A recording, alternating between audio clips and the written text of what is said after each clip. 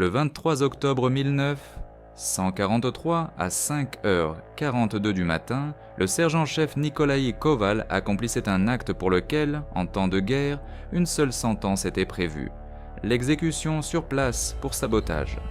Accroupi dans la boue glacée d'un cratère frais, il dévissa le bouchon de l'orifice de remplissage sur le manchon de sa mitrailleuse Maxim, modèle 1910-3, et, inclinant le lourd corps de l'arme, vida les derniers restes d'eau.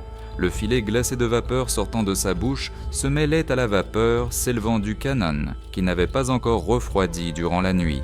Au lieu des 4 litres d'eau propre réglementaire, il sortit un bidon allemand de prise et commença à verser dans le manchon un épais mélange noir d'huile de moteur, usagé provenant d'un camion gaz AA détruit la veille et de carburant diesel siphonné d'un générateur capturé.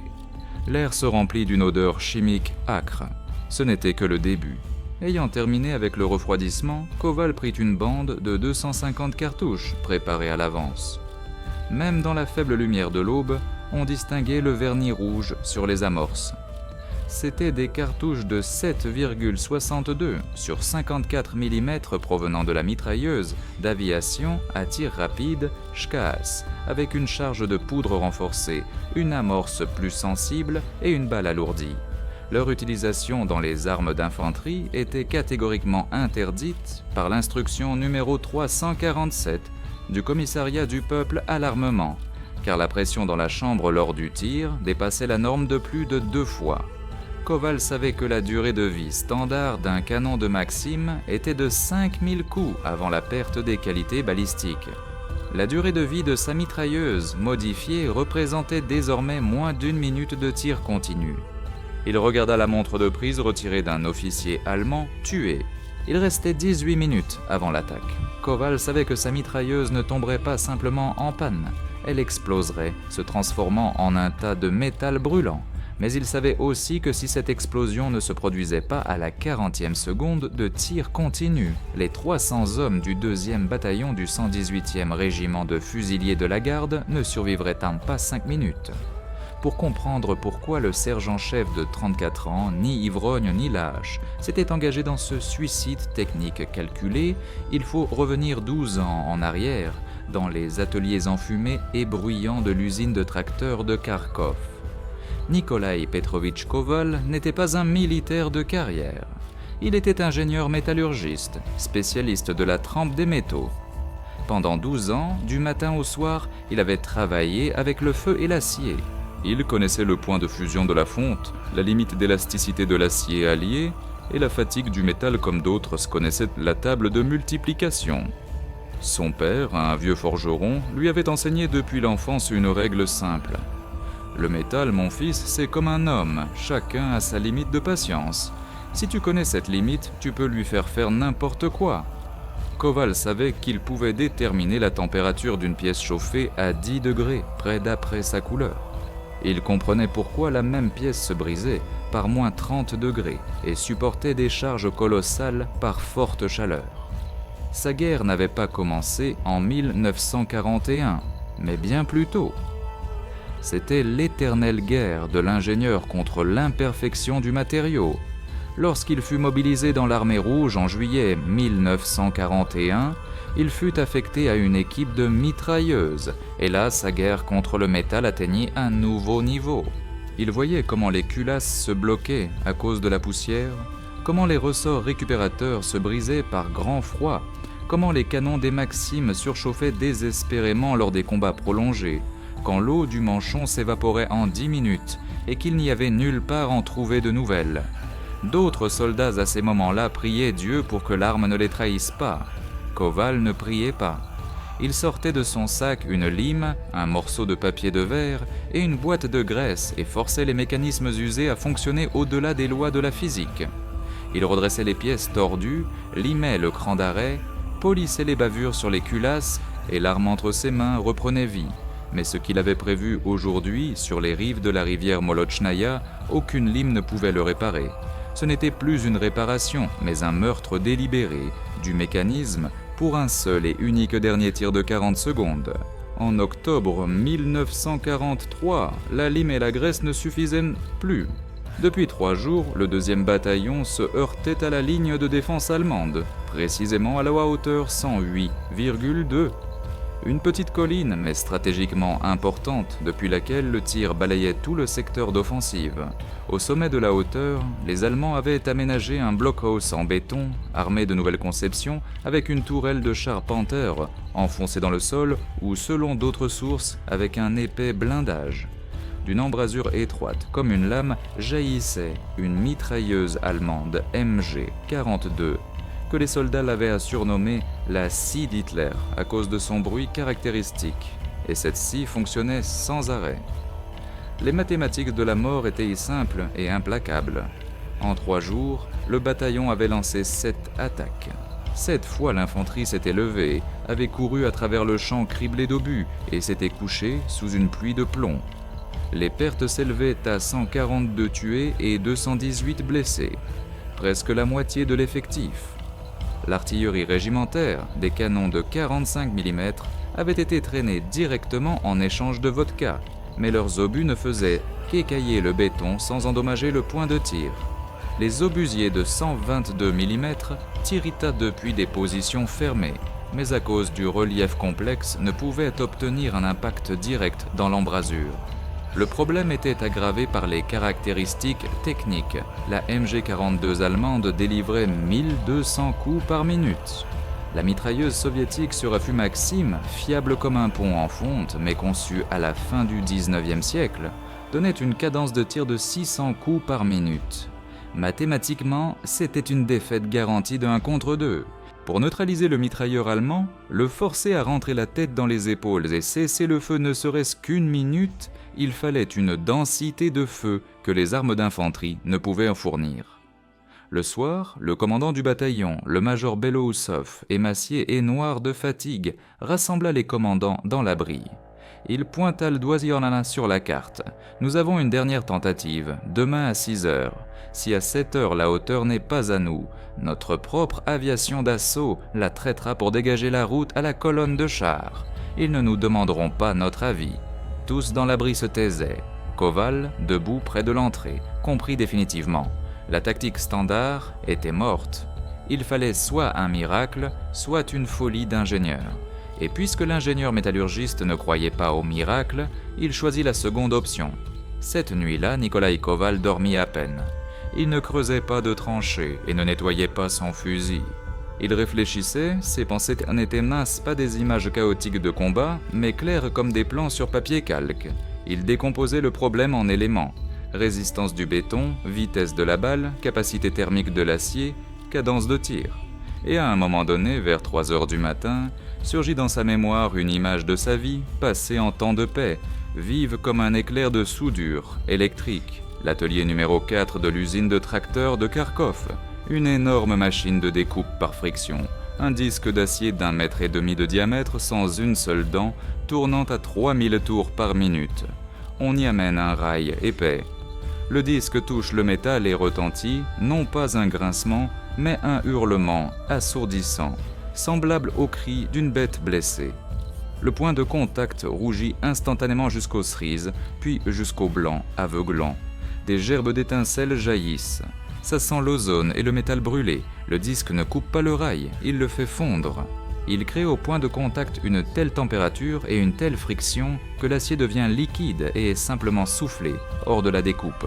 Voilà la solution. Il n'avait pas besoin de percer le blindage, il devait le faire fondre. Il n'avait pas besoin d'une mitrailleuse, il avait besoin d'un canon thermique, d'une scie enflammée capable en quelques dizaines de secondes de transformer l'embrasure du blockhouse en gueule de haut fourneau. Le plan de Koval était audacieux et mortellement dangereux, mais du point de vue d'un ingénieur métallurgiste absolument logique. Il consistait en 3 modifications clés. Premièrement, les munitions. Les cartouches d'aviation Shkas n'étaient pas interdites dans l'infanterie sans raison. La charge de poudre renforcée créait une pression excessive que le canon d'infanterie, conçu pour une cartouche standard, pouvait ne pas supporter. Mais c'était précisément cette pression qui donnait une vitesse initiale de la balle supérieure de 15 à 20% à la norme. Et la vitesse, c'est l'énergie cinétique. L'énergie, c'est la chaleur lors de l'impact. Koval calculait que chaque balle ne frapperait pas simplement le blindage, mais lui transmettrait une impulsion thermique maximale.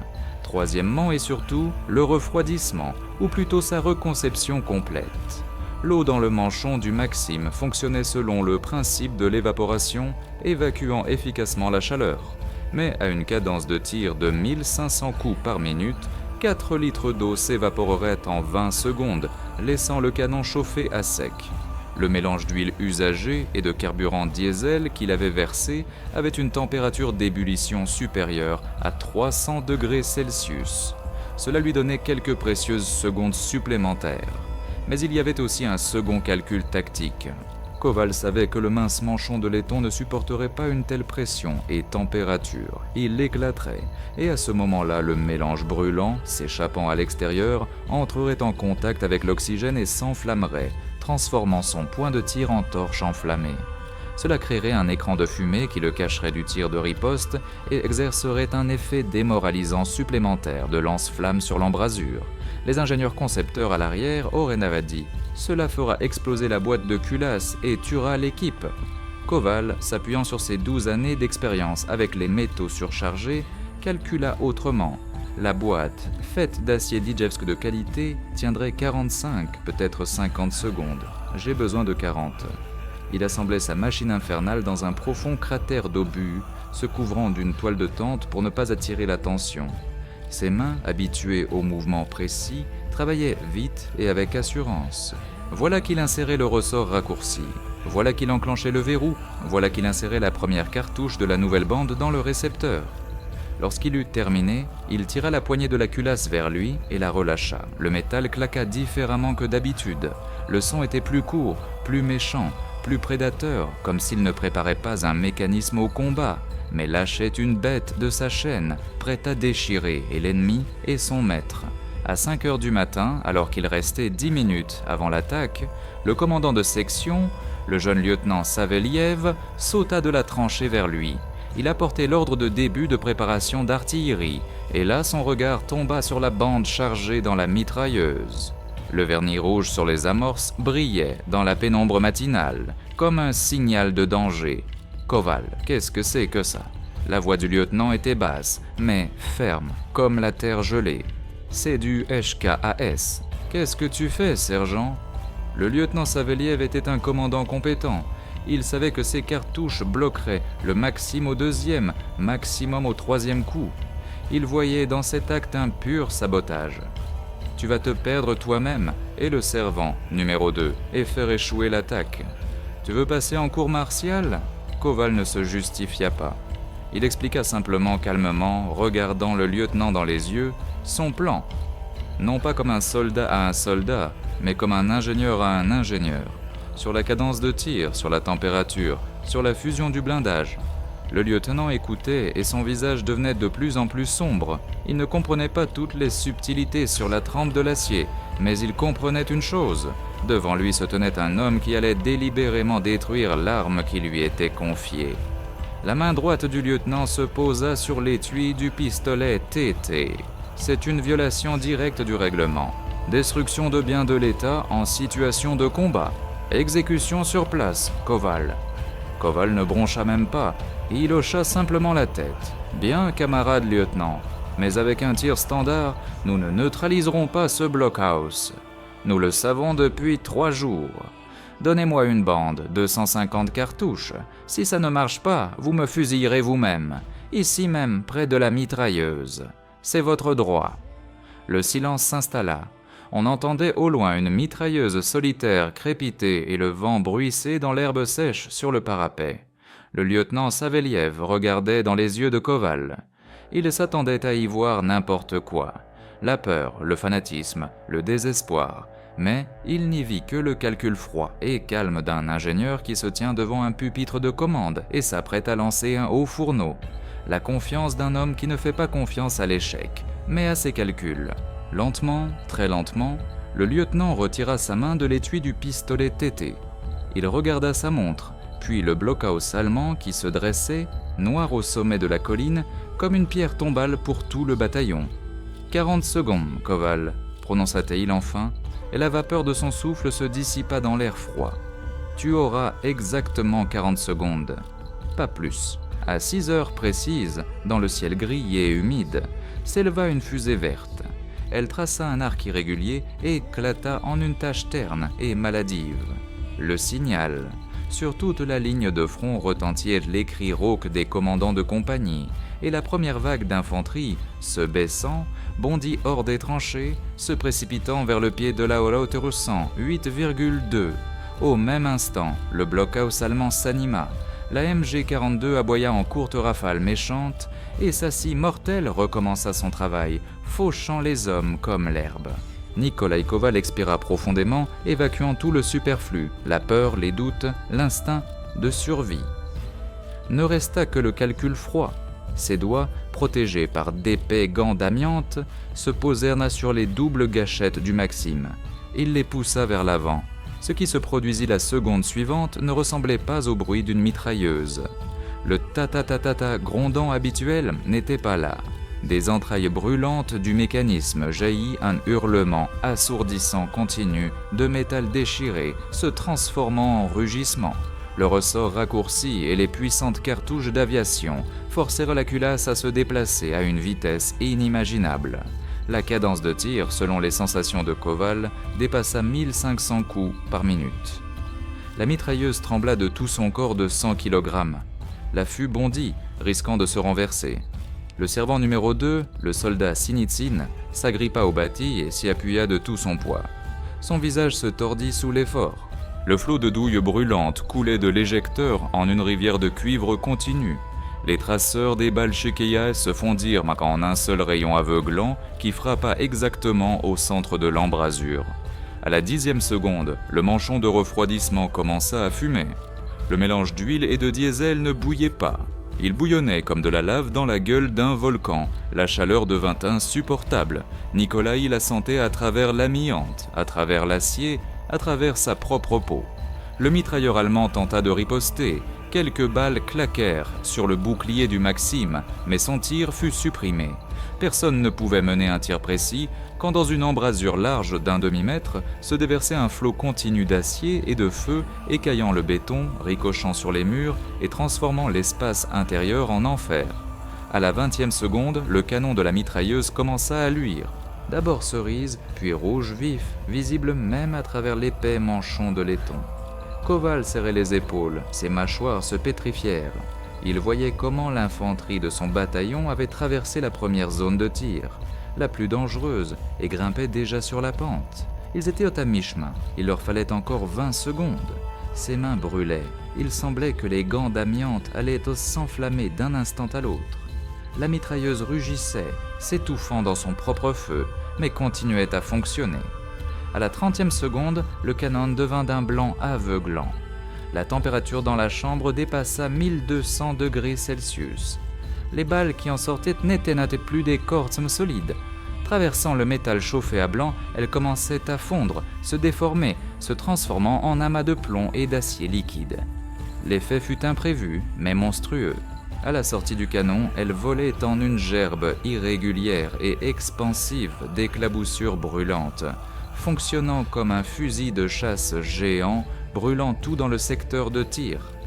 Le blindage du blockhouse allemand cessa d'être un obstacle.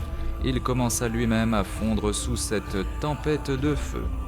À la 38e seconde se produisit ce que le forgeron avait calculé.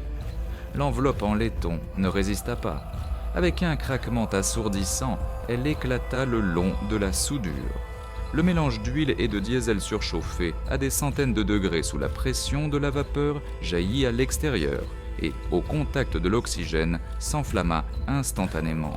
Une énorme torche de feu rugissante de 3 mètres de haut enveloppa la mitrailleuse et son équipe. Sinitsyn recula en criant. La tunique de Koval prit feu, mais il ne lâcha pas la gâchette. Entouré de flammes, il continua à tirer, déversant les dernières cartouches de la bande dans l'embrasure qui s'était tue. Il leur donna les 40 secondes promises. À la 42e seconde, le mécanisme mourut. Avec un dernier cliquetis d'agonie, le verrou chauffé à blanc se souda définitivement au boîtier du canon. Un silence assourdissant et contre nature s'installa. L'huile enflammée achevait de brûler sur le sol, dégageant des volutes de fumée noire et âcre. La Maxime n'était plus une arme. Elle s'était transformée en un tas tordu et fumant de métal fondu. Koval, éteignant les flammes sur lui, s'écarta d'elle. Ses oreilles bourdonnaient. Il n'entendait rien. Mais à travers ce bourdonnement, à travers le rideau de fumée, il vit l'essentiel. Il vit son bataillon s'engouffrer presque sans perte au sommet de la hauteur. Et alors il entendit, non pas avec ses oreilles, mais avec tout son corps, avec tout son être. Il entendit le puissant cri triomphant de centaines de gorges qui roulaient sur la pente reconquise. Hurrah! La fumée lui piquait les yeux, Le mélange âcre et amer d'huile brûlée, de poudre et de métal incandescent lui bouchait les narines, lui irritait la gorge. Nikolai Koval était allongé sur le côté, essayant de reprendre son souffle. La terre sous lui était chaude. Le monde s'était réduit au bourdonnement dans ses oreilles et à la douleur lancinante de ses mains brûlées. Le soldat Sinitsyn, son servant numéro 2, le secouait par l'épaule. Son visage était barbouillé de suie, ses yeux ronds d'horreur et d'exaltation. Il criait quelque chose, mais Koval ne distinguait pas les mots. Il voyait seulement comment, le long de la pente en contrebas de son poing de tir fumant, couraient les siens. Ils couraient vers le haut sans se baisser, et leur cri de « Hurrah » était le seul son qui perçait à travers le rideau ouaté de la commotion. Le premier à accourir vers lui fut le lieutenant Saveliev. Il saisit Koval et le remit debout d'un coup sec. « Vivant, sergent, vivant !» Saveliev le secoua en le regardant dans les yeux. Voyant que Koval était conscient, il se retourna et regarda ce qui restait de la mitrailleuse. Ce n'était pas simplement un tas de métal, c'était un monument à une idée folle, figée dans la forme de l'agonie. Le boîtier du canon avait noirci et s'était gondolé. L'enveloppe en laiton était déchirée comme un sac en papier, et le canon fondu pendait mollement, soudé au reste du mécanisme. Ça a marché, exhala le lieutenant, et dans sa voix, il y avait quelque chose de plus que du soulagement. C'était de la stupéfaction. Il se tourna vers Koval et sur son jeune visage tanné apparut une expression que le sergent n'oublierait jamais. Un mélange de respect et de crainte presque superstitieuse. Tu savais que ça se passerait comme ça. Tu as tout calculé jusqu'à la dernière seconde. Une heure plus tard, lorsque le combat pour la hauteur s'était définitivement apaisé, une commission arriva à la position de Koval. Pas seulement le commandant de compagnie, mais le chef d'état-major du régiment, le commandant Belchenko, et avec lui un colonel grisonnant et sévère du service technique d'artillerie du corps. Le commandant, voyant la Maxime tordue, devint cramoisi. « Qu'est-ce que c'est, sergent ? C'est quoi ? Un impact direct ? Où est le procès-verbal de mise au rebut ? Pourquoi n'avez-vous pas signalé la perte de l'arme ?» Le lieutenant-colonel artilleur fit silencieusement le tour des restes de la mitrailleuse. Il s'accroupit, sortit un gant de la poche de sa capote et toucha prudemment le métal fondu. Il ne posait pas de questions, il étudiait. « Ce n'est pas un impact, camarade commandant », dit doucement Saveliev en se plaçant à côté de Koval. « Quel travail, bon sang ! C'est la destruction de matériel militaire confié. C'est le tribunal militaire, lieutenant. Et pour vous aussi, pour complicité. » Mais le lieutenant-colonel leva la main, appelant au silence. Il regarda Koval d'un regard long et attentif. « Raconte, sergent, en détail. Quelles munitions as-tu utilisées? Qu'as-tu fait avec le ressort et surtout, avec quoi as-tu refroidi? Je ne vois pas d'eau dans l'enveloppe, seulement de la suie. » Et Koval raconta calmement, sans émotion, comme lors d'un conseil technique d'usine. Les cartouches d'aviation, le ressort de rappel raccourci de 4 spires, le mélange d'huile usagée et de carburant diesel. Le commandant Belchenko écoutait, et son visage s'allongeait de stupéfaction. Le lieutenant-colonel hochait la tête comme s'il résolvait mentalement les équations les plus complexes. « Venez, dit-il, lorsque Koval eut terminé. Regardons le résultat. » Ils montèrent au sommet de la hauteur. Les corps des Allemands tués étaient déjà évacués. À l'entrée du blockhaus flottait une odeur de brûlé et de chair carbonisée. Le lieutenant-colonel éclaira l'intérieur avec une lampe de poche de prise. Le tableau était plus terrible que n'importe quel impact direct. L'espace intérieur était calciné. La MG-42 allemande était percée en plusieurs endroits et son canon tordu. Mais le plus important, c'était l'embrasure. Le blindage d'acier de 12 mm d'épaisseur n'avait pas été percé, il avait été fondu. Des trous irréguliers et déchiquetés y baillaient, dont les bords avaient coulé comme de la cire. Le métal n'avait pas résisté, mais il avait simplement fondu. Alors, dit lentement le lieutenant-colonel en passant son doigt ganté sur le bord fondu. Destruction thermique, la densité du feu a créé une température dépassant le point de fusion de l'acier allié. Il se tourna vers le commandant qui avait perdu toute sa colère et regardait maintenant l'œuvre de Koval bouche bée. « Avec quoi l'avez-vous frappé ?» demanda le commandant de division qui était arrivé, le général-major Orlov, convoqué sur les lieux de cette percée sans précédent de la défense. Lance-flamme, projectile de roquette. Le lieutenant-colonel désigna silencieusement Koval. Et alors le sergent, barbouillé de suie, les mains brûlées, prononça la phrase qui devint légendaire sur le 4e front ukrainien. Nullement, camarade général, avec une mitrailleuse système Maxim, par calcul d'ingénieur. Nikolai Koval ne fut pas traduit en cours martial. Il fut proposé pour l'ordre de l'Étoile rouge. Dans la feuille de proposition, en langage administratif sec, il était écrit « Faisant preuve de courage et d'ingéniosité, par le feu de sa mitrailleuse, à neutraliser un point de tir ennemi, assurant ainsi l'accomplissement réussi de la mission de combat du bataillon. » Pas un mot sur le métal fondu, pas un mot sur la violation de tous les règlements imaginables, mais il y eut aussi un autre ordre passé par le service financier de la division. Officiellement, l'arme avait été perdue par la faute de l'équipe et du salaire du sergent-chef Koval furent déduites pendant 6 mois la valeur résiduelle de la mitrailleuse lourde, Maxim modèle 1009 110/30. Récompense et sanctions pour le même combat. Or, c'était toute l'essence de la guerre. Après la guerre, Nikolai Petrovitch Koval fut démobilisé et retourna dans son Kharkov natal. Il ne resta pas dans l'armée, ne devint pas instructeur. Il retourna à l'usine, dans son atelier de traitement thermique. Il retourna au four, qui lui semblait frais après ses 40 secondes sur la hauteur 108,2. Il épousa Anna, une jeune fille Xam qui travaillait au laboratoire de l'usine et qui l'avait attendue toute la guerre. Ils eurent 2 fils, tous 2 devinrent ingénieurs. De la guerre, ils ne parlaient presque jamais. Aux questions, ils répondaient brièvement. « J'ai combattu comme tout le monde, j'ai eu de la chance, je suis revenu. » Les cicatrices de brûlure sur le dos de ses paumes, il les expliquait par un accident du travail. Personne n'en doutait, le travail de thermiste était un travail de feu. Il ne se vantait jamais de son exploit, mais son audace d'ingénieur se manifestait dans son travail. Quand de jeunes spécialistes lui apportèrent des plans et disaient avec doute « Nikolai Petrovitch, c'est impossible. Selon les calculs, le métal ne supportera pas une telle charge, il va fondre. » Il prenait le plan, le regardait longuement de ses yeux gris calmes, puis souriait dans sa moustache. « Le métal, les gars, disait-il en rendant le plan, supportera tout, si on sait comment lui demander correctement. » Il mourut paisiblement dans son lit en 1978, à l'âge de 69 ans.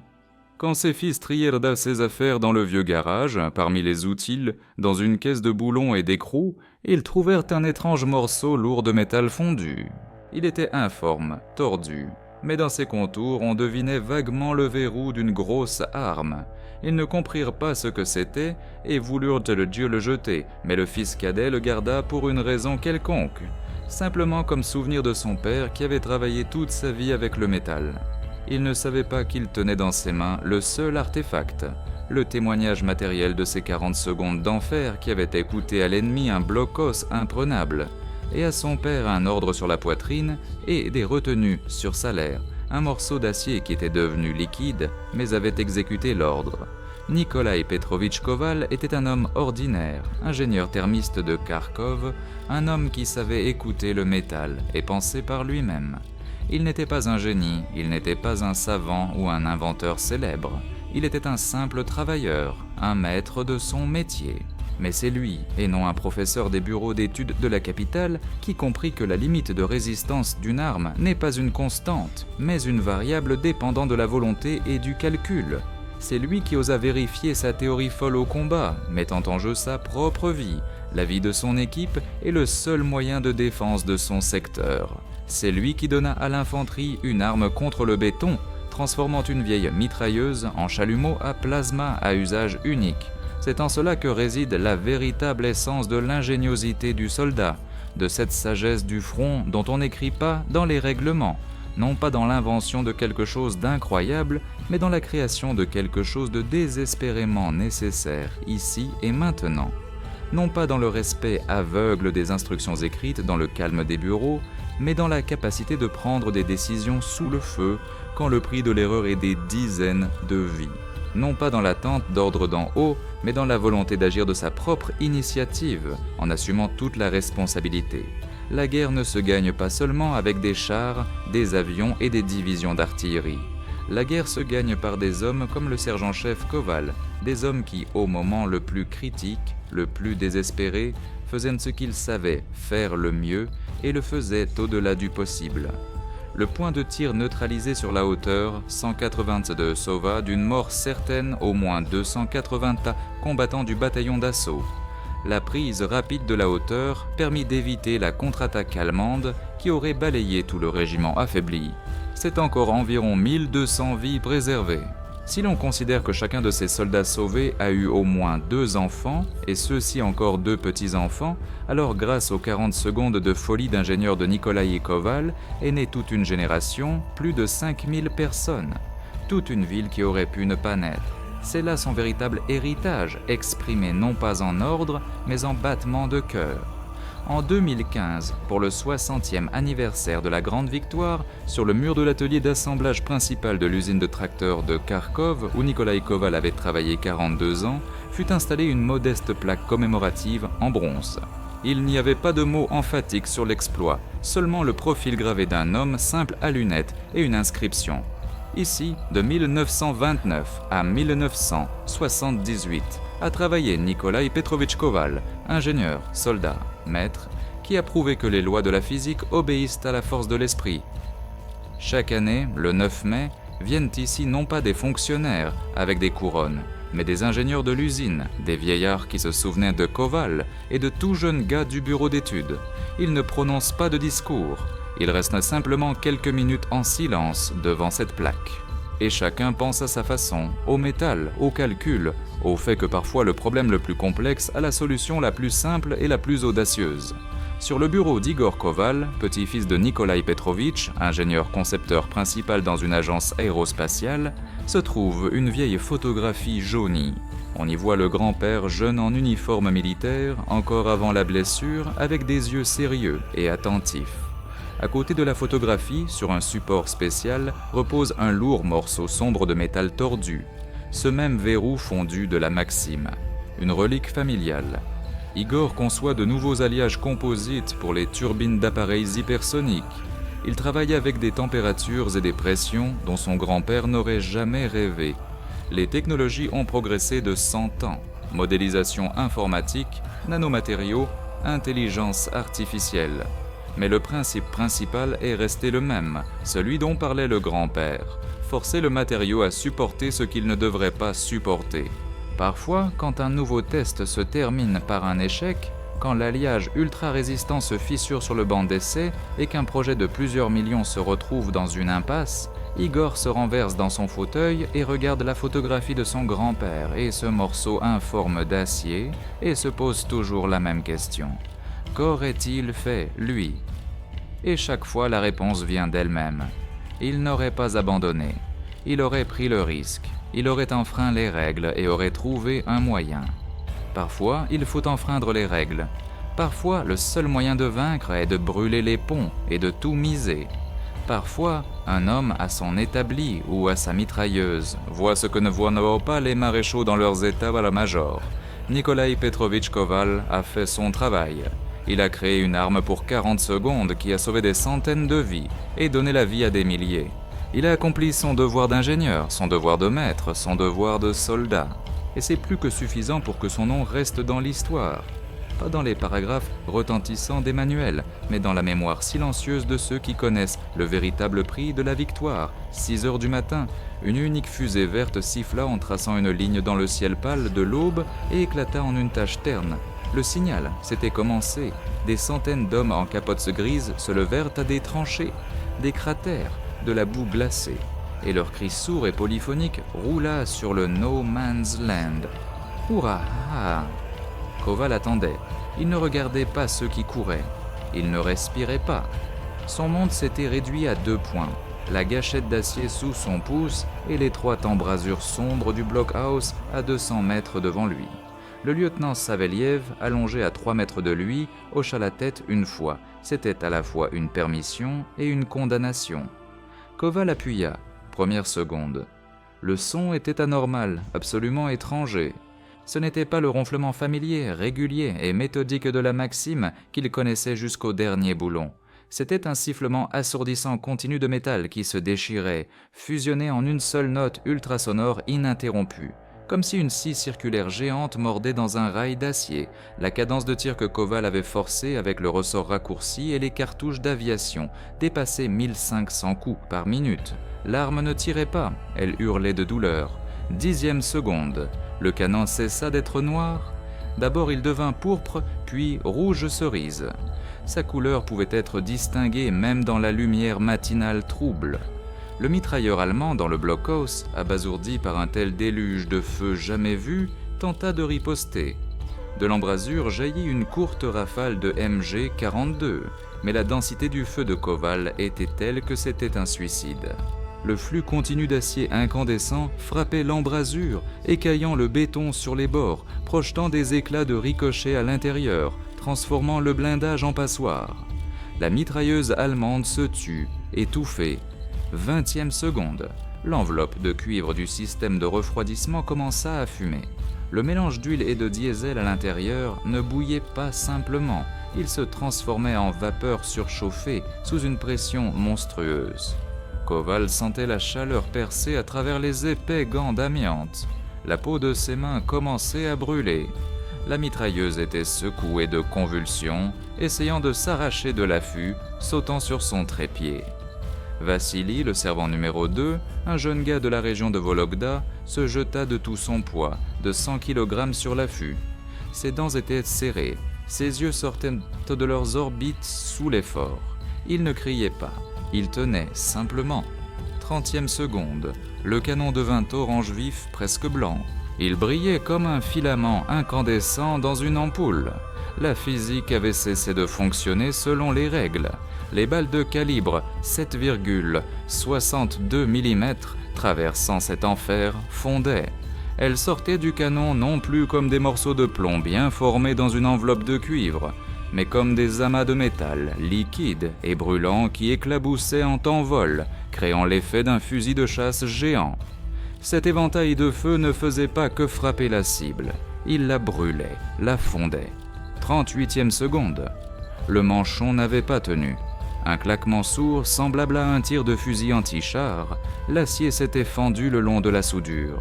Le mélange d'huile surchauffée, sous une pression d'une dizaine d'atmosphères, s'était échappé et, au contact du canon chauffé à blanc et de l'oxygène, s'était instantanément enflammé. Une torche de feu de 2 mètres de haut avait frappé le ciel gris, enveloppant l'équipe de mitrailleuses d'une fumée noire et grasse. L'huile brûlante avait éclaboussé Koval. Son épaule gauche et sa manche avaient pris feu.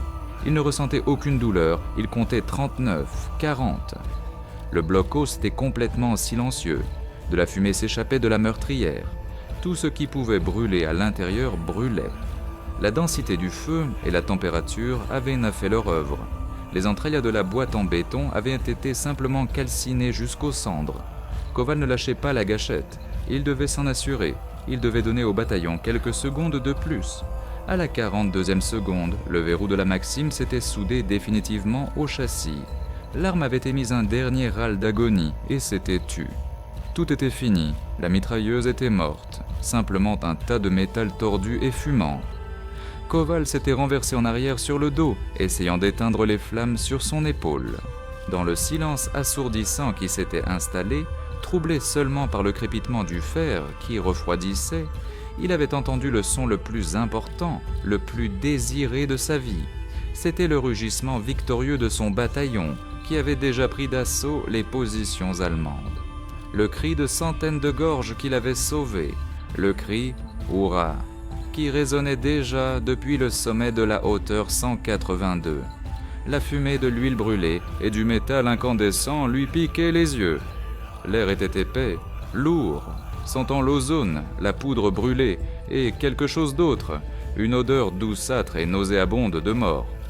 Koval était allongé sur le dos, essayant d'éteindre les restes de flammes sur sa veste ouatée carbonisée.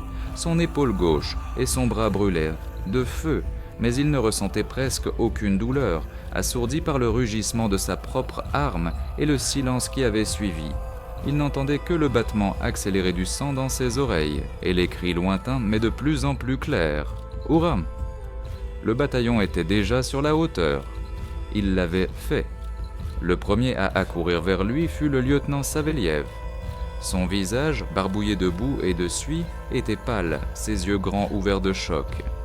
Il ne regardait pas Koval, mais ce qui restait de la mitrailleuse. La Maxim n'était plus une arme. Elle s'était transformée en une sculpture laide et fondue de métal noirci, crépitant encore en refroidissant. Le canon s'était affaissé, se courbant sous son propre poids, comme une bougie de cire. Le manchon était déchiré. Ses bords étaient retournés vers l'extérieur, comme une boîte de conserve. « Vivant, sergent !» La voix du lieutenant était rauque. Koval hocha la tête, essaya de s'asseoir, mais son épaule brûlée fut transpercée d'une douleur aiguë. Les infirmiers qui arrivèrent le saisirent, coupèrent au couteau la veste qui se consumait. La peau en dessous était cramoisie, couverte de cloques. Quand on l'emmenait à l'arrière vers le poste médical, il se retourna. Saveliev se tenait toujours près de la mitrailleuse tordue, secouant la tête. Il regardait ce monstre métallique comme le témoignage d'un miracle et d'un crime à la fois. Vers midi, quand la Hampozan à hauteur 182 fut définitivement nettoyée et que les compagnies survivantes s'y installaient, une commission du quartier général de la division arriva sur la position. Elle était dirigée par un général-major aux cheveux gris et à l'allure stricte, accompagné de 2 personnes, un colonel Mossad du service d'armement et un jeune capitaine pâle du département spécial. L'objet de leur intérêt n'était pas le blockhaus allemand capturé, mais la mitrailleuse fondue. Le colonel armurier tournait autour en claquant de la langue. Il avait tout vu. Des canons éclatés, des verrous endommagés, mais jamais cela. Ce n'était pas un dommage de combat, c'était un meurtre délibéré et méthodique de l'arme.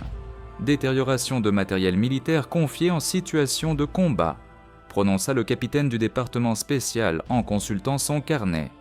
Exécution ou tribunal et bataillon disciplinaire au minimum. Nom du mitrailleur, Koval. Le général-major ne répondit pas. Il regardait silencieusement l'œuvre du sergent, puis se tourna vers le lieutenant Saveliev, qui faisait son rapport sur la situation. « Montrez-moi pourquoi tout cela a été fait. » Ils s'approchèrent du blockhaus allemand. De l'extérieur, il semblait presque intact, si l'on exceptait le béton ébréché autour de la meurtrière. Mais quand le général regarda à l'intérieur, il se figea. Le bouclier blindé d'un doigt d'épaisseur qui aurait dû résister à l'impact direct d'un projectile de 75 mm s'était transformé en passoire. Mais ce n'était pas de simples trous. Les bords des ouvertures étaient nafondus. Le métal avait coulé comme de la cire à cacheter. À l'intérieur de la boîte en béton, tout était recouvert d'une couche de suie noire. La mitrailleuse MG42 n'était plus qu'un tas informe d'acier, soudé définitivement à son support. Tout ce qui pouvait brûler, les caisses en bois de munitions, les effets personnels du mitrailleur, avaient brûlé jusqu'aux cendres. L'air à l'intérieur était confiné, sentait la chair brûlée et le fer. Le général se redressa, retira sa casquette et s'essuya le front. Bien que la journée fût fraîche, il resta longtemps silencieux, regardant tantôt le blockhaus, tantôt la Maxime tordue, à 200 mètres de là. « Avec quoi l'avez-vous » demanda-t-il finalement, sans s'adresser à personne en particulier. « Vous avez tiré au lance-flammes » ? « Non, camarade général, » répondit Saveliev. « C'est tout lui, le sergent Koval. » On amena Koval du poste médical 1 heure plus tard. Son bras était bandé, son visage pâle, mais il se tenait droit. Il se plaça devant le général, prêt à tout. « Explique, sergent. » Doucement, sans menace dans la voix, dit le général. Et Koval expliqua, calmement, sans émotion, comme un ingénieur rapportant les résultats d'une expérience, sur la cadence de tir de la MG42, sur nos pertes sur l'impossibilité de neutraliser le point par des moyens standards, sur les cartouches d'aviation, sur le ressort raccourci, sur l'huile à la place de l'eau. Il parlait en termes de pression, de température et de fatigue du métal. Le capitaine du département spécial essaya d'intervenir sur le règlement et le sabotage, mais le général le fit taire d'un geste. Quand Koval eut terminé, le général resta longtemps silencieux, puis s'approcha de lui et le regarda droit dans les yeux. « Tu comprenais qu'elle allait exploser ?»« Oui, camarade général, j'ai calculé que la boîte du canon tiendrait 45 à 50 secondes. J'avais besoin de 40, elle a tenu 42. Tu comprenais que toi-même, tu pouvais être déchiqueté ? Oui, mais c'était la seule chance pour le bataillon. » Le général hocha lentement la tête, puis se tourna vers son état-major. Feuille de proposition pour le sergent-chef Koval pour le courage manifesté, l'héroïsme et la décision tactique non conventionnelle ayant conduit à l'accomplissement de la mission de combat et au sauvetage de centaines de vies pour l'ordre du drapeau rouge. L'agent du département spécial ouvrit la bouche pour objecter, mais rencontra un regard si glacial du général qu'il la referma aussitôt. Et le coup de la mitrailleuse. Le général fit une pause et une lueur brilla dans ses yeux. À déduire de sa solde, article par article, selon l'acte de radiation, l'ordre doit régner en tout. Cette histoire devint une légende du 4e front ukrainien. Officiellement, la méthode Koval ne fut bien sûr inscrite dans aucun règlement. C'était trop dangereux et nécessitait des connaissances uniques et un sang-froid exceptionnel. Mais le cas Koval fut étudié dans les cours de sous-lieutenant comme exemple d'ingéniosité exceptionnelle du soldat. Dans les troupes, on le surnomma la scie de feu de Koval.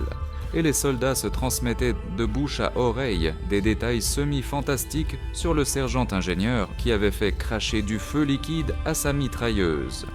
Dans la feuille de proposition, en langage administratif sec, il était écrit « Lors de l'assaut de la hauteur fortifiée 182, par le feu de sa mitrailleuse, a neutralisé un point de feu ennemi, assurant ainsi la progression réussie des groupes d'assaut. » Personne n'écrivit qu'il l'avait fait en transformant l'arme qui lui était confiée en chalumeau à plasma à usage unique. Personne n'indiqua que la température dans le canon à ce moment-là dépassait la température de fusion de l'acier. Les calculs montrèrent que les 42 secondes de tir de Nikolai Koval avaient directement sauvé la vie d'au moins 287 combattants du bataillon d'assaut, qui avaient pu franchir sans perte la zone balayée par le feu.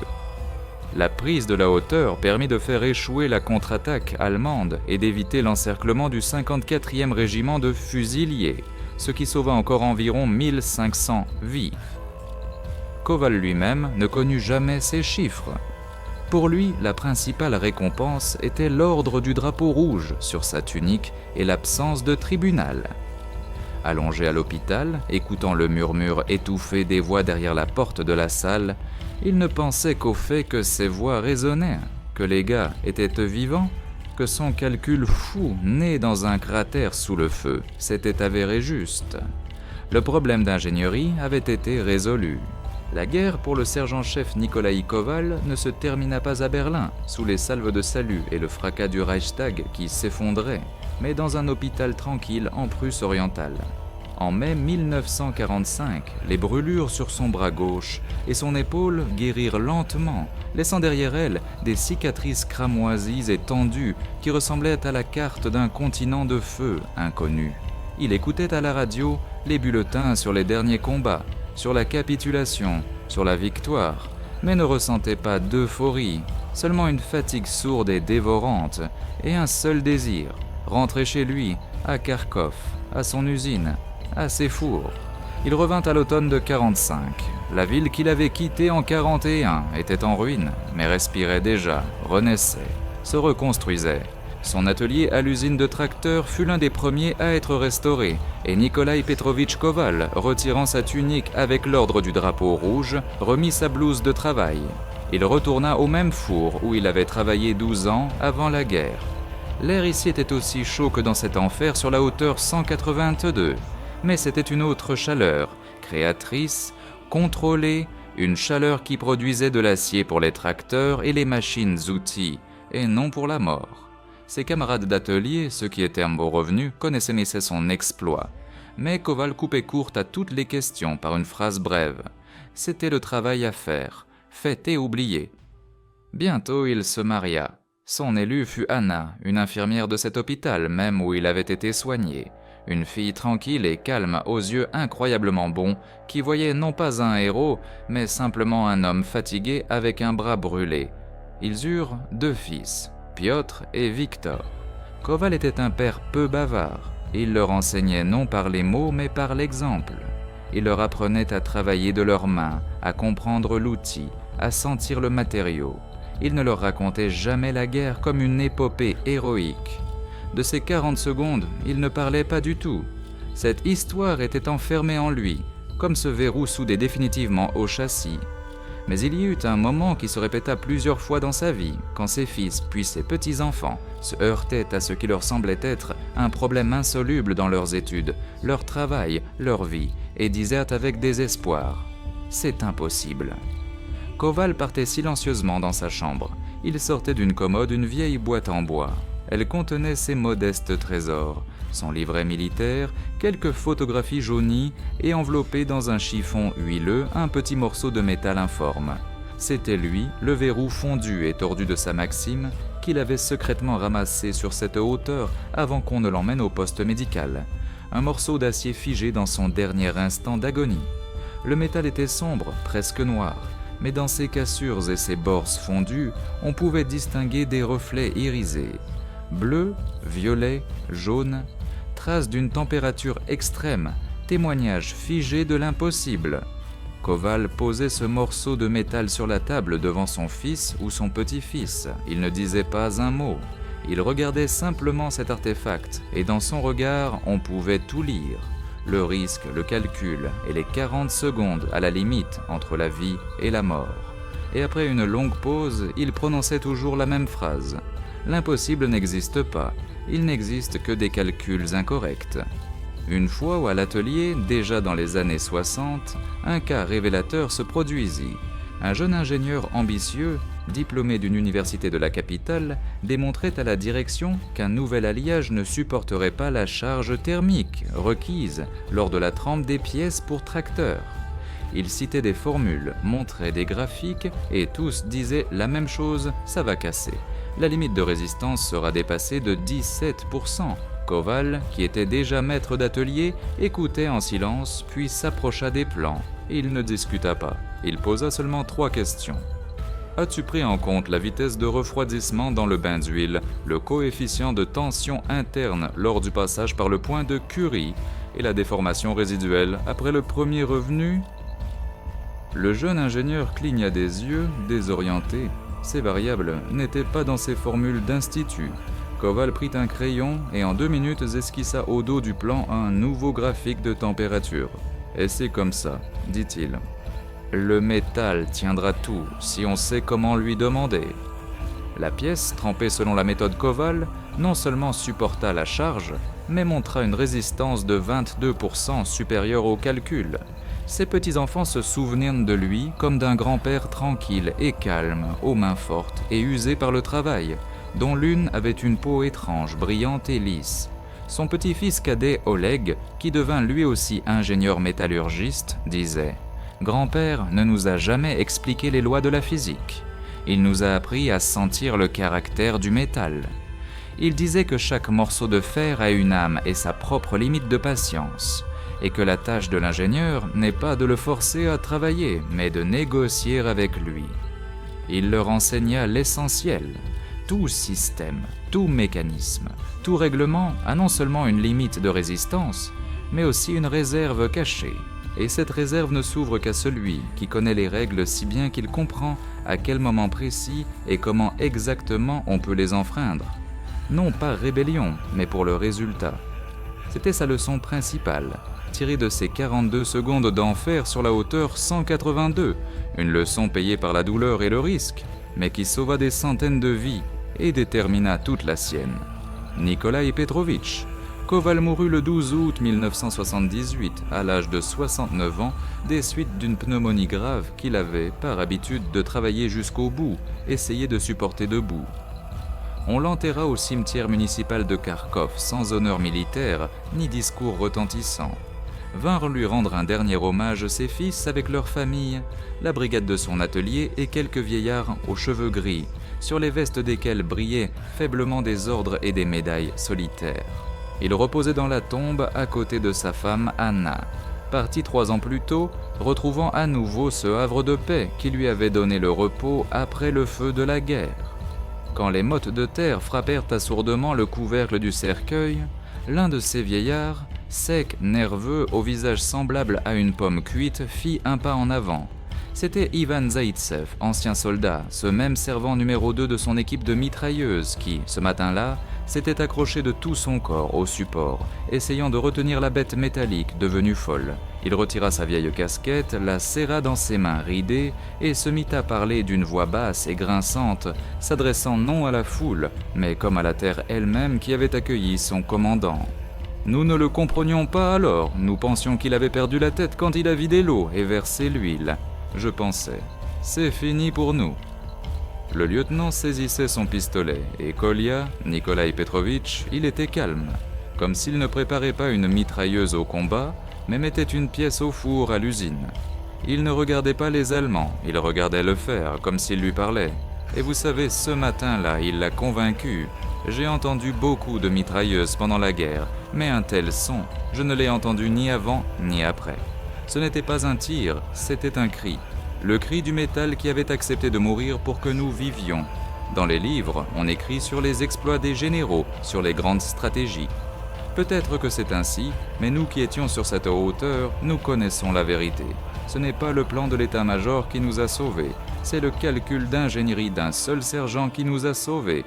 Dors en paix, commandant. Ton travail est accompli.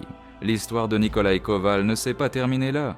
Sa méthode, bien sûr, n'est pas entrée dans les manuels de tactique comme directive d'action directe. Elle était trop unique et mortellement dangereuse, mais elle est entrée dans l'histoire de la pensée militaire, comme le précédent Koval.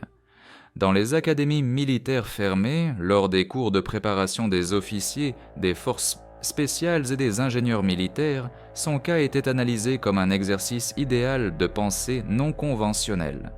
Les instructeurs posaient aux cadets la question: vous disposez d'un armement standard qui est inefficace. Il y a un ordre dont l'exécution par des moyens standards conduira à la mort garantie de l'unité. Quelles sont vos actions? Et à travers l'exemple de Koval, ils enseignaient l'essentiel. Le règlement est écrit pour les situations standards.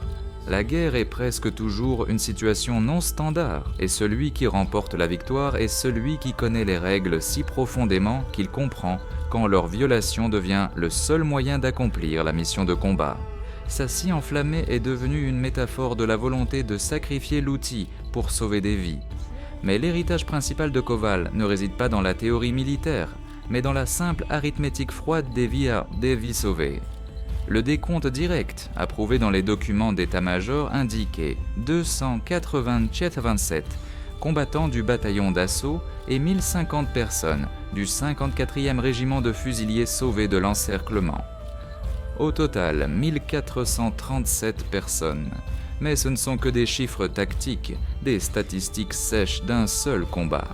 Le véritable héritage se révèle au fil des générations. Si l'on suppose qu'au moins 80% de ces soldats sauvés ont survécu à la guerre et sont rentrés chez eux, cela fait 1150 personnes. Si chacun d'eux a fondé une famille et élevé en moyenne 2 enfants, cela fait déjà 2300 enfants, nés uniquement grâce à ces 42 secondes. Si chacun de ces enfants a eu son propre enfant, cela fait encore 4600 petits-enfants. Toute une ville, un régiment invisible de descendants vivant aujourd'hui dans des dizaines de villes à travers le pays, qui ne connaissent pas le nom du sergent-chef Koval, mais qui doivent le fait même de leur existence à son calcul fou et génial. C'est là le véritable prix de la technique. L'histoire de Nikolai Koval ne s'est pas terminée avec sa mort. Elle se poursuit en chaque ingénieur qui cherche une solution non conventionnelle, en chaque commandant qui prend la responsabilité d'un ordre risqué, en chaque maître qui sait que la limite de résistance n'est pas une constante, mais un défi à son savoir-faire. Son héritage principal ne réside pas dans le morceau de métal tordu qu'il conservait dans un coffret, mais dans la vérité simple et terrible qu'il a prouvée au combat. Parfois, les connaissances et l'expérience d'un simple homme au front valent plus que tous les calculs des généraux, que la responsabilité envers la vie des camarades est supérieure à la peur du tribunal, que le véritable exploit n'est pas l'exécution aveugle d'un ordre, mais un risque conscient et calculé au nom de la victoire. Il n'a pas inventé une nouvelle arme, il a seulement montré que dans les mains d'un maître prêt à tout sacrifier, même une vieille maxime peut devenir une arme du futur. En 2013, pour le 70e anniversaire de la libération de la région de Zaporijjia et de la percée de la ligne de défense allemande Wotan, sur cette même hauteur 108 bis, depuis longtemps recouverte d'herbes de steppe et de fétuques paisibles, un mémorial fut érigé. Il ne ressemblait pas aux milliers d'autres monuments dispersés à travers le pays. Ce n'était pas une figure majestueuse de soldat avec un fusil automatique, ni une mère en deuil, ni une stèle avec une flamme éternelle. Sur un socle de granit peu élevé fut installé un authentique affût de mitrailleuse Maxim système Sokolov, trouvé par des équipes de recherche à quelques kilomètres de cet endroit et soigneusement restauré. Mais à la place de la mitrailleuse elle-même, là où aurait comme dû être fixé le manchon du canon et le cadre de culasse, est un vide.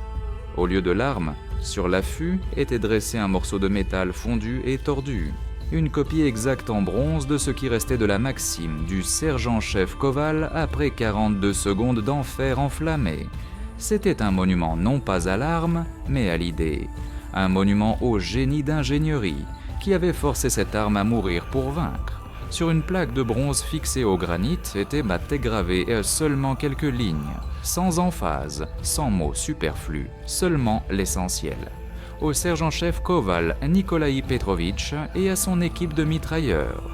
Le 23 octobre 1943, sur cette hauteur, par leur génie d'ingénierie et leur courage personnel, ils ont neutralisé un point de tir imprenable, ce qui a assuré la prise de la hauteur de Moscou et sauvé la vie de centaines de combattants. Parfois, la connaissance du métal est plus importante que la connaissance du règlement. Chaque année, le 23 octobre, des gens viennent ici. Il ne reste presque plus de vétérans participant à ces combats, mais leurs enfants, petits-enfants et arrière-petits-enfants viennent. Des autobus arrivent avec des écoliers de Melitopol et de Zaporijjia. Des cadets d'écoles militaires viennent. Ils se tiennent au pied de ce monument étrange, ne ressemblant à rien d'autre, et écoutent le récit du guide. Le récit de comment un sergent-ingénieur, ancien thermiste d'usine, a violé toutes les instructions imaginables et inimaginables de comment il a versé un mélange combustible dans le système de refroidissement, chargé des cartouches d'aviation interdites et raccourci le ressort de combat, transformant la vieille et fiable Maxime en une scie enflammée à usage unique.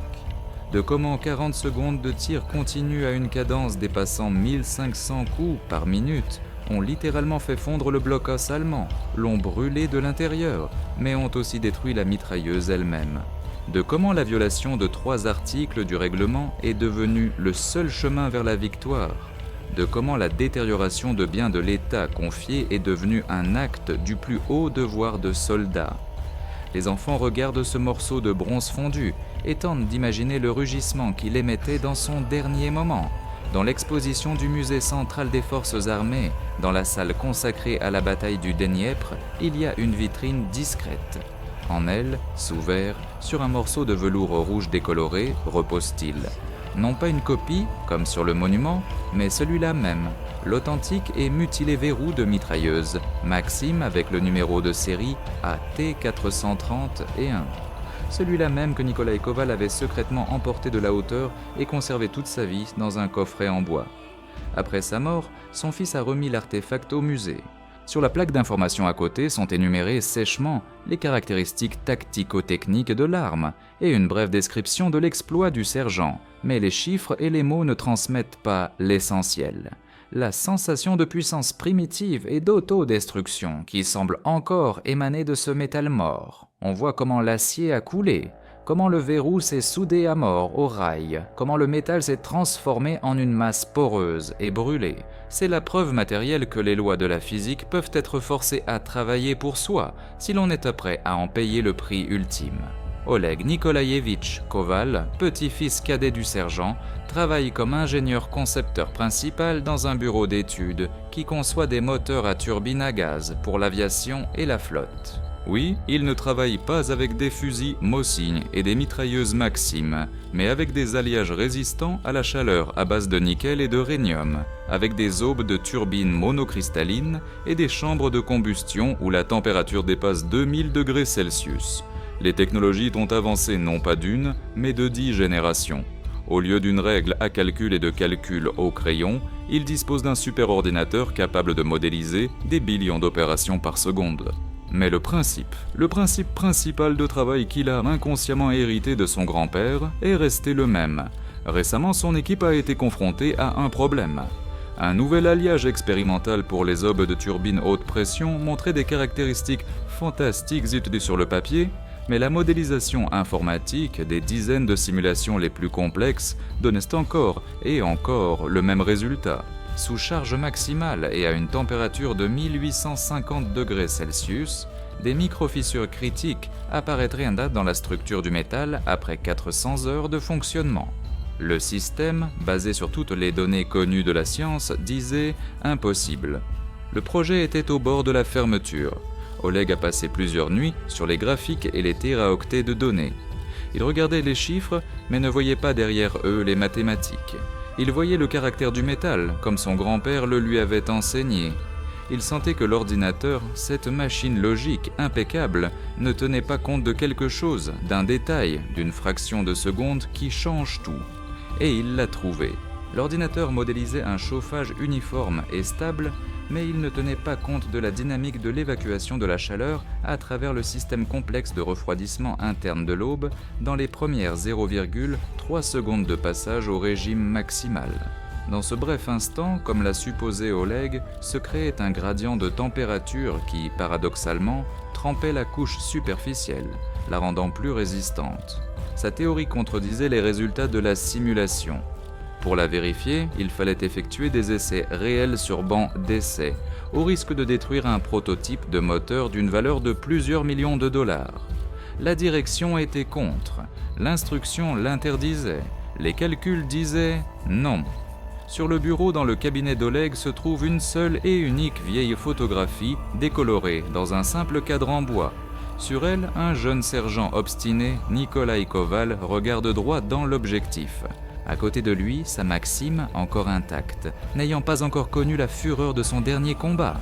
Parfois, quand un énième rapport, une énième norme Geost, une énième simulation informatique lui crie « Impossible, interdit, impossible », il se renverse dans son fauteuil ergonomique, regarde ce visage simple de travailleur sur la photographie et se pose toujours la même question.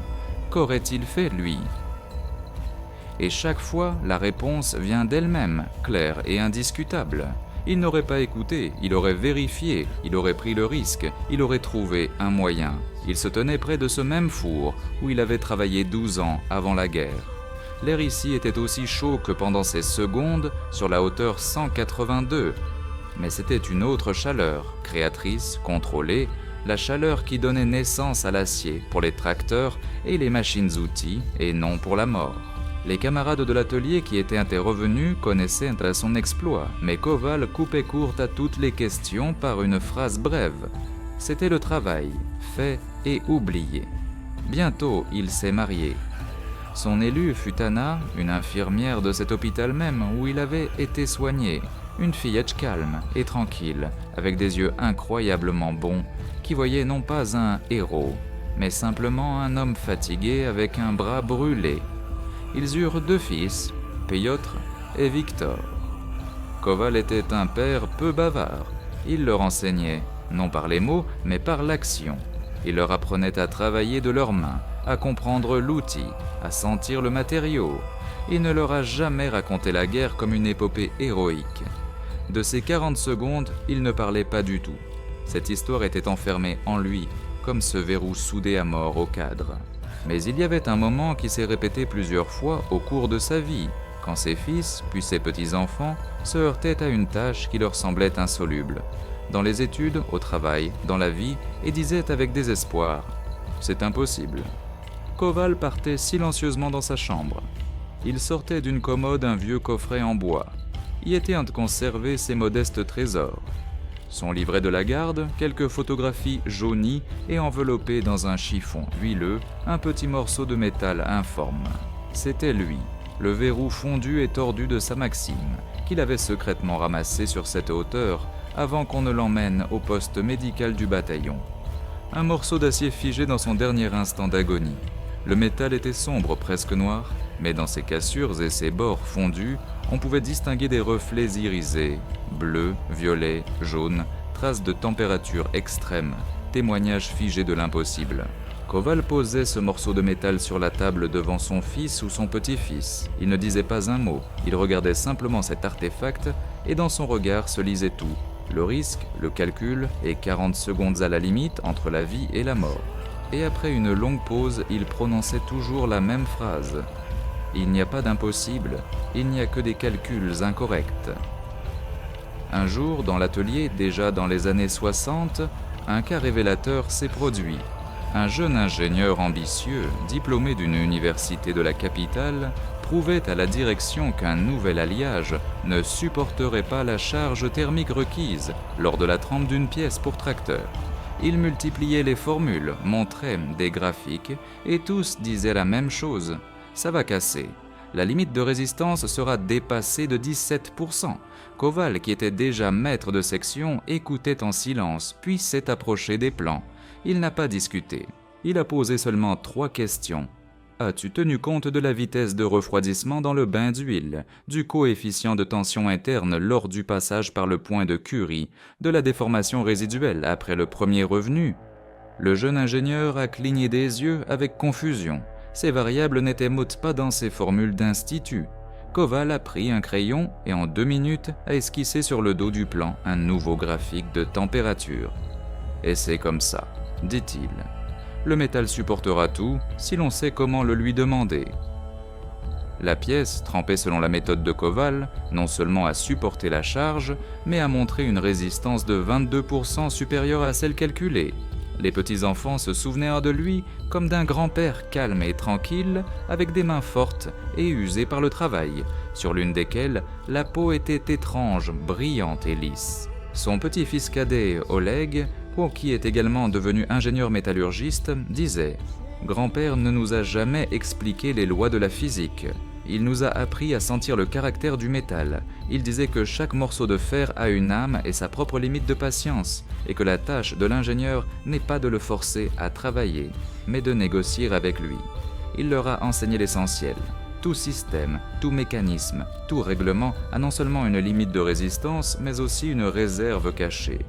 Et cette réserve ne s'ouvre qu'à celui qui connaît les règles si bien qu'il comprend à quel moment précis et comment exactement on peut les enfreindre.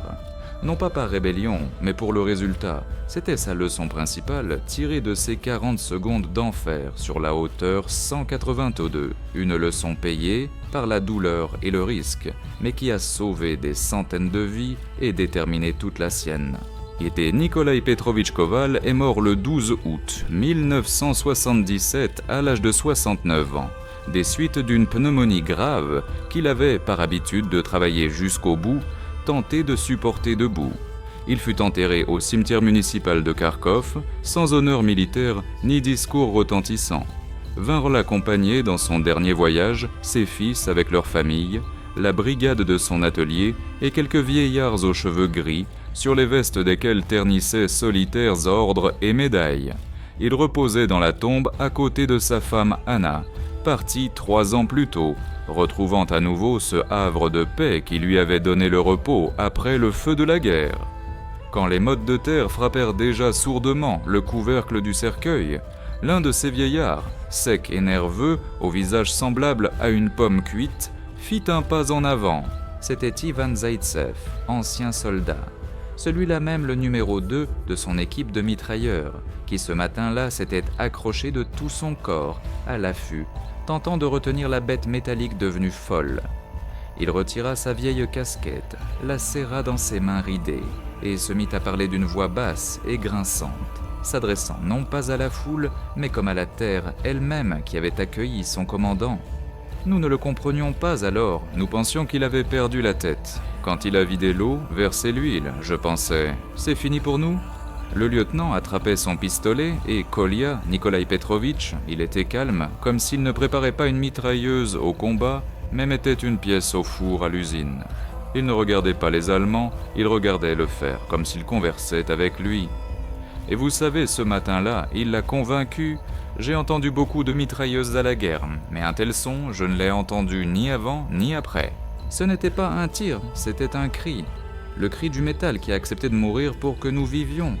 Dans les livres, on écrit sur les exploits des généraux, sur les grandes stratégies. Peut-être est-ce ainsi, mais nous qui étions sur cette hauteur, nous connaissons la vérité. Ce n'est pas le plan de l'état-major qui nous a sauvés, c'est le calcul d'ingénierie d'un seul sergent qui nous a sauvés. Dors en paix, commandant. Ton travail est accompli.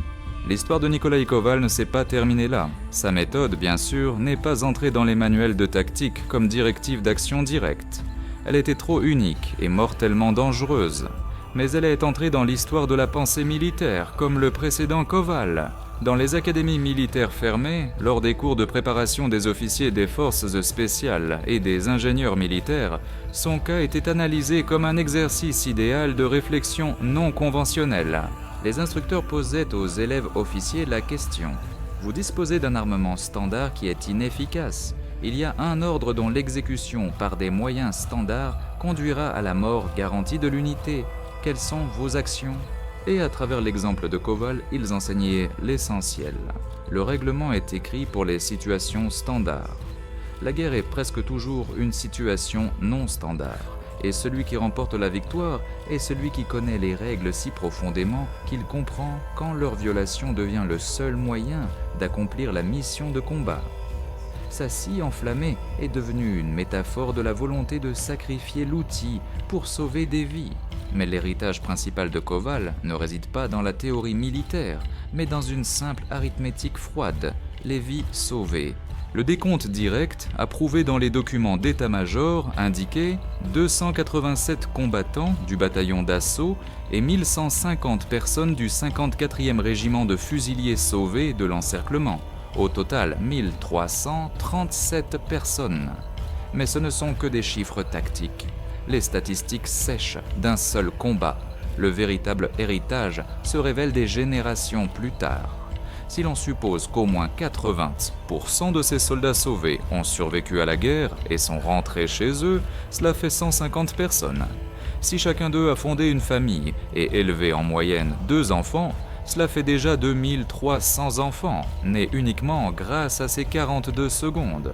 Si chacun de ces enfants a eu son propre enfant, cela fait encore 4600 petits-enfants, toute une ville.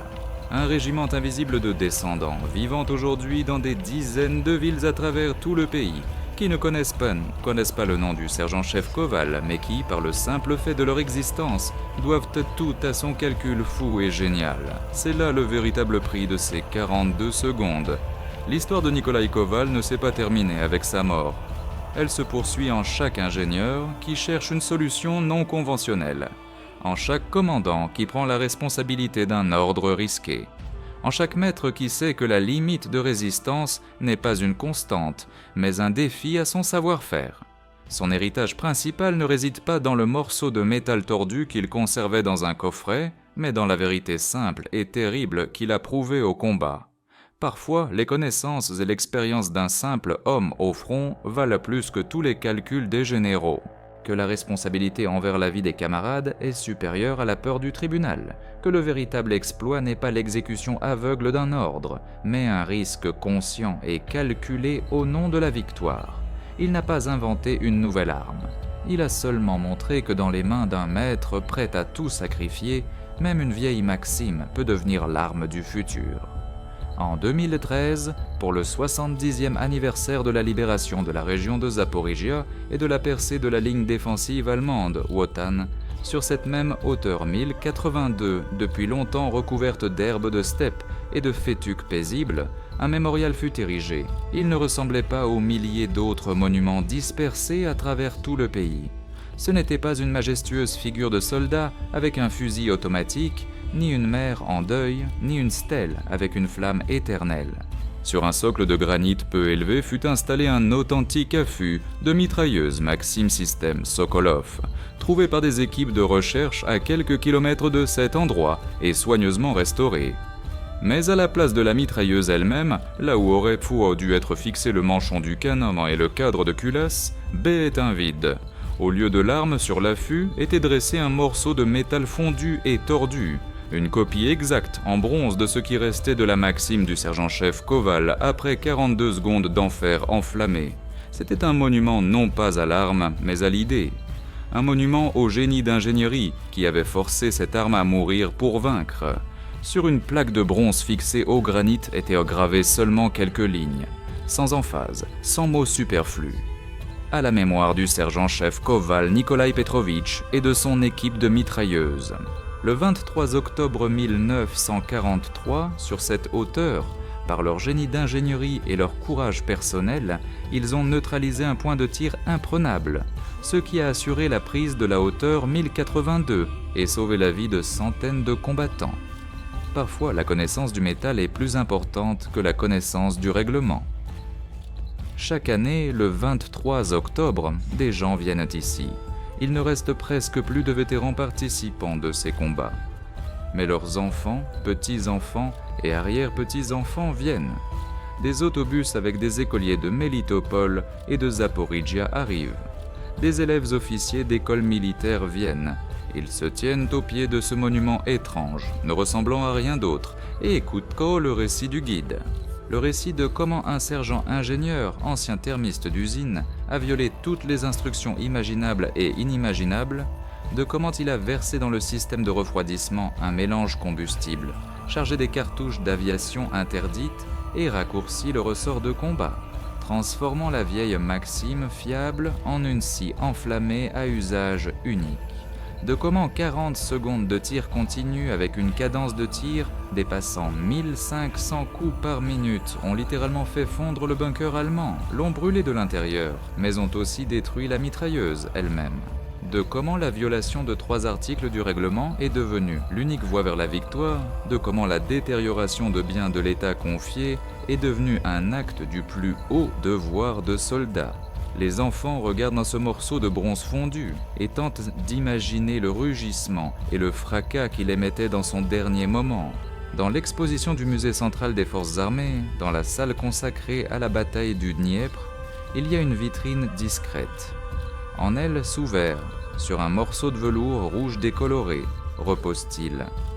Pas une copie comme sur le monument, mais celui-là même, l'authentique culasse mutilée de la mitrailleuse Maxim, avec le numéro de série AT431.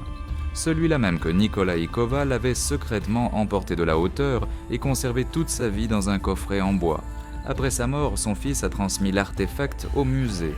Sur la plaque d'information à côté sont énumérées sèchement les caractéristiques tactico-techniques de l'arme et une brève description de l'exploit du sergent, mais les chiffres et les mots ne transmettent pas l'essentiel. La sensation de puissance primitive et d'autodestruction qui semble encore émaner de ce métal mort. On voit comment l'acier a coulé, comment la culasse s'est soudée à mort avec les guides, comment le métal s'est transformé en une masse poreuse et brûlée. C'est la preuve matérielle que les lois de la physique peuvent être forcées à travailler pour soi, si l'on est prêt à en payer le prix ultime. Oleg Nikolaïevitch Koval, petit-fils cadet du sergent, travaille comme ingénieur-concepteur principal dans un bureau d'études qui conçoit des moteurs à turbine à gaz pour l'aviation et la marine. Il ne travaille pas avec des fusils, Mosin et des mitrailleuses, Maxim, mais avec des alliages résistants à la chaleur à base de nickel et de rhénium, avec des aubes de turbines monocristallines et des chambres de combustion où la température dépasse 2000 degrés Celsius. Les technologies ont avancé non pas d'une, mais de 10 générations. Au lieu d'une règle à calcul et de calculs au crayon, il dispose d'un superordinateur capable de modéliser des billions d'opérations par seconde. Mais le principe principal de travail qu'il a inconsciemment hérité de son grand-père est resté le même. Récemment, son équipe a été confrontée à un problème. Un nouvel alliage expérimental pour les aubes de turbines haute pression montrait des caractéristiques fantastiques sur le papier, mais la modélisation informatique des dizaines de simulations les plus complexes donnaient encore et encore le même résultat. Sous charge maximale et à une température de 1875 degrés Celsius, des microfissures critiques apparaîtraient dans la structure du métal après 400 heures de fonctionnement. Le système, basé sur toutes les données connues de la science, disait « impossible ». Le projet était au bord de la fermeture. Oleg a passé plusieurs nuits sur les graphiques et les téraoctets de données. Il regardait les chiffres, mais voyait derrière eux non pas les mathématiques. Il voyait le caractère du métal, comme son grand-père le lui avait enseigné. Il sentait que l'ordinateur, cette machine logique impeccable, ne tenait pas compte de quelque chose. Un détail, une fraction de seconde qui change tout. Et il l'a trouvé. L'ordinateur modélisait un chauffage uniforme et stable, mais il ne tenait pas compte de la dynamique de l'évacuation thermique à travers le système complexe de refroidissement interne de l'aube dans les premières 0,3 secondes d'atteinte du régime maximal. Dans ce bref instant, comme l'a supposé Oleg, se créait un gradient de température qui, paradoxalement, trempait la couche superficielle, la rendant plus résistante. Sa théorie contredisait les résultats de la simulation. Pour la vérifier, il fallait effectuer des essais réels sur banc d'essai, risquant de détruire un prototype de moteur d'une valeur de plusieurs millions de dollars. La direction était contre, l'instruction l'interdisait, les calculs disaient non. Sur le bureau dans le cabinet d'Oleg se trouve une seule et unique vieille photographie décolorée dans un simple cadre en bois. Sur elle, un jeune sergent obstiné, Nikolai Koval, regarde droit dans l'objectif. À côté de lui, sa Maxim, encore intacte, n'ayant pas encore connu la fureur de son dernier combat. Parfois, quand un énième rapport, une énième norme Ghost, une énième simulation informatique lui crie « Impossible, interdit, impossible », il se renverse dans son fauteuil ergonomique, regarde ce visage simple et travailleur sur la photographie et se pose une seule et même question. Qu'aurait-il fait, lui ? Et chaque fois, la réponse vient d'elle-même, claire et indiscutable. Il n'aurait pas écouté, il aurait vérifié, il aurait pris le risque, il aurait trouvé un moyen.